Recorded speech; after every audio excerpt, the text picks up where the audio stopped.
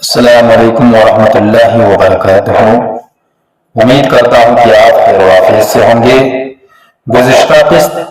بندہ ملنے کو قریب حضرت قادر گیا کی تشریح کی تھی۔ اس قسط کے اندر اسی کلام کے کچھ اشعار آپ کے حوالے کر رہا ہوں۔ امید کرتا ہوں کہ آپ حضرات اسے بغور سماعت فرمائیں گے۔ حضرات، اعلی حضرت عظیم البرکت فاضل بریلوی رضی اللہ تعالی عنہ اپنے کلام بندہ ملنے کو قریب حضرت قادر گیا کے اندر ارشاد فرماتے ہیں، یا رسول اللہ علیہ السلام، تیری آمد تھی کہ بیت اللہ مجرے کو جھکا۔ یا رسول اللہ علیہ السلام، تیری آمد تھی کہ بیت اللہ مجرے کو جھکا، تیری ہیبت تھی کہ ہر بت تھر تھرا کر گر گیا۔ فرماتے ہیں، یا رسول اللہ علیہ السلام، جب آپ دنیا میں جلوہ گر ہوئے تو آپ کی تشریف آوری ہوتے ہی اللہ کا گھر کعبہ معظمہ جس کی طرف لوگ جھکتے تھے، آج آپ کی خدمت میں آداب و سلام بجا لانے کے لیے نہایت احترام کے ساتھ آپ کی جانب جھک گیا، اور کعبہ کے اندر رکھے ہوئے 360 بتوں پر آپ کا کچھ ایسا و خوف طاری ہوا کہ ہر بت لرز لرز ہو کر اونٹے منہ گر پڑا۔ حضرات، اس شعر کے اندر اعلی حضرت نے سرکار کی ولادت باسعادت کے دو معجزے کا ذکر فرمایا ہے۔ جیسا کہ نزہۃ المجالس میں ہے کہ حضور کے دادا حضرت عبد المطلب بیان فرماتے ہیں کہ اس رات بوقت ولادت میں کعبہ کا طواف کر رہا تھا، میں نے دیکھا کہ کعبہ جہاں حضور کی ولادت ہو رہی ہے اس جانب جھک گیا۔ اور سیرت حلبیہ میں ہے کہ حضرت عبد المطلب بیان فرماتے ہیں کہ میں اس رات کعبہ کا طواف کر رہا تھا، اور جس وقت سرکار کی ولادت ہوئی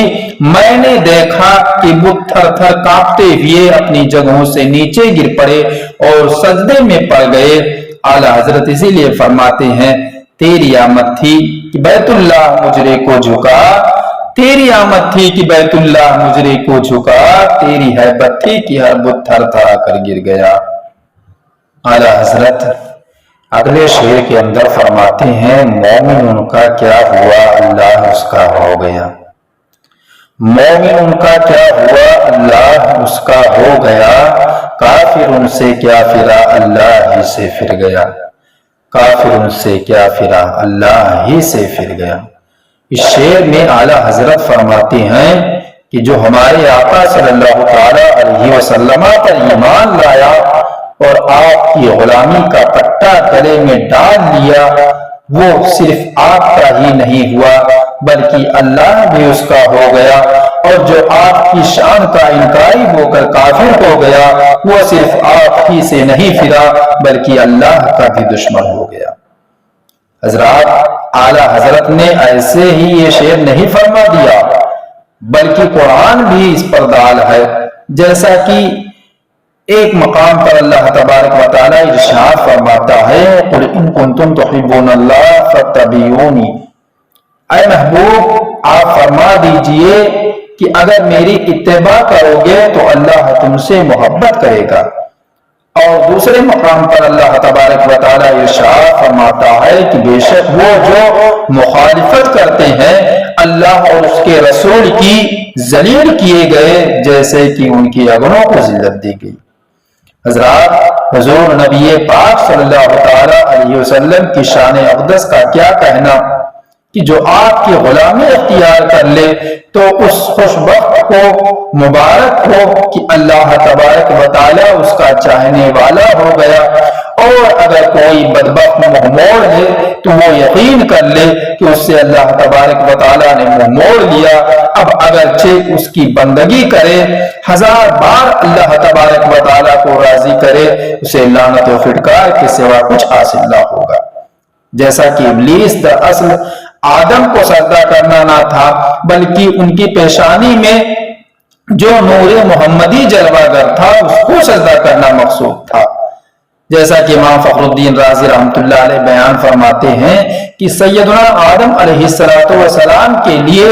ملائکہ کو سجدہ کا حکم اس لیے ہوا کیونکہ ان کی پیشانی میں نور محمدی جلوہ گر تھا۔ اعلی حضرت اگلے شعر کے اندر فرماتے ہیں وہ کہ اس در کا ہوا خلق خدا اس کی ہوئی، وہ کہ اس در کا ہوا خلق خدا اس کی ہوئی، وہ کہ اس در سے پھرا اللہ اس سے پھر گیا۔ حضرات اس شعر کے اندر اعلی حضرت فرماتے ہیں کہ جو شخص اللہ تبارک و تعالیٰ کے پیارے حبیب صلی اللہ تعالیٰ علیہ وسلم کے در پاک سے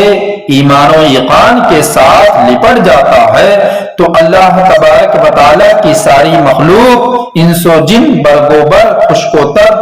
اس شخص کی فرما بردار بن جاتی ہے،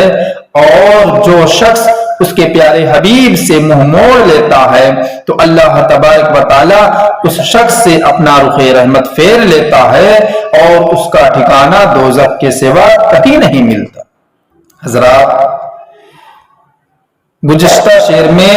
صرف اللہ تبارک و تعالیٰ کا ہونا بتایا، اس شعر میں یہ بتایا کہ غلامی مصطفیٰ کا صلہ و انعام یہ ہے کہ خالق بھی اسی کا تو مخلوق بھی،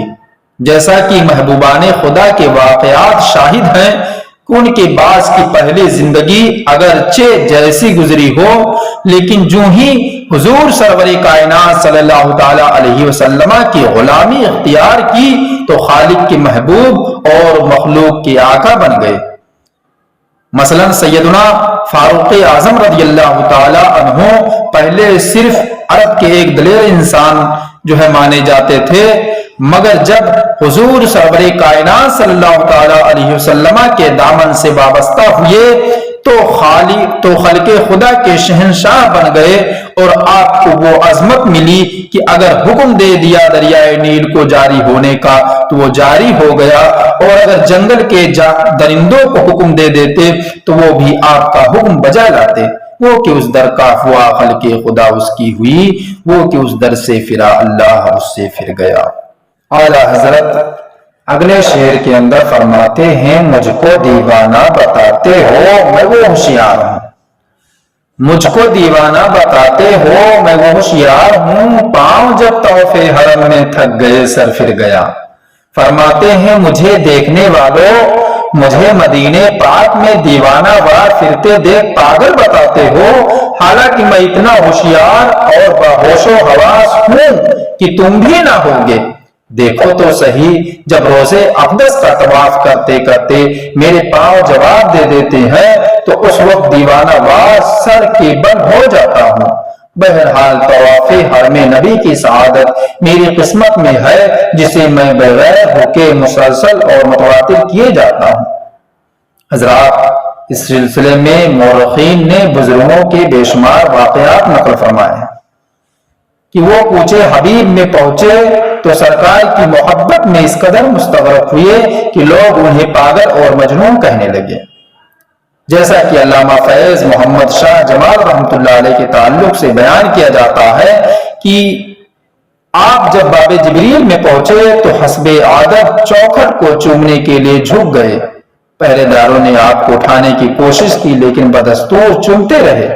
جب پہرے داروں نے دیکھا کہ یہ شخص ہٹنے والا نہیں تو یہ کہہ کر پیچھے ہٹ گئے، ہذا مجنون، یہ پاگل ہے۔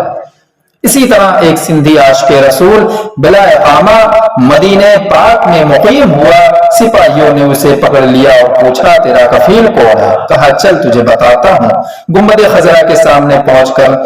کہا ھذا کفیلی، یہ میرا کفیل ہے۔ سپاہی ہنس پڑے اور یہ کہہ کر چھوڑ دیا ھذا مجنون،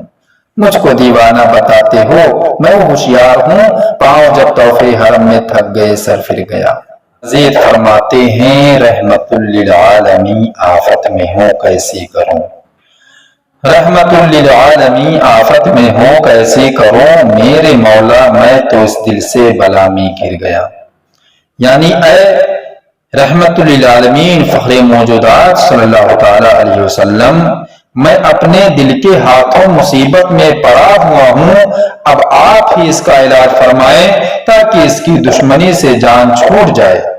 حضرات اس شعر میں نفس امارہ کی شکایت اور اس کے علاج کا طریقہ بتایا، اور نفس امارہ کی شرارتیں تو سب کو معلوم ہے، جیسا کہ اللہ کے نبی نے فرمایا سب سے بڑا تیرا دشمن تیرا نفس ہے جو ہر وقت تیرے پہلو میں رہتا ہے۔ اور قاعدہ بھی یہی ہے کہ نفس امارہ کا علاج سوائے مرشد کامل کے اور کوئی نہیں کر سکتا۔ امام احمد رضا قدس سرہ نے حضور سرور کائنات صلی اللہ تعالی علیہ وسلم سے اس کے علاج کے لیے اسی وجہ سے عرض کیا، رحمت للعالمین، آفت میں ہوں کیسے کروں میرے مولا، میں تو اس دل سے بلا میں گر گیا۔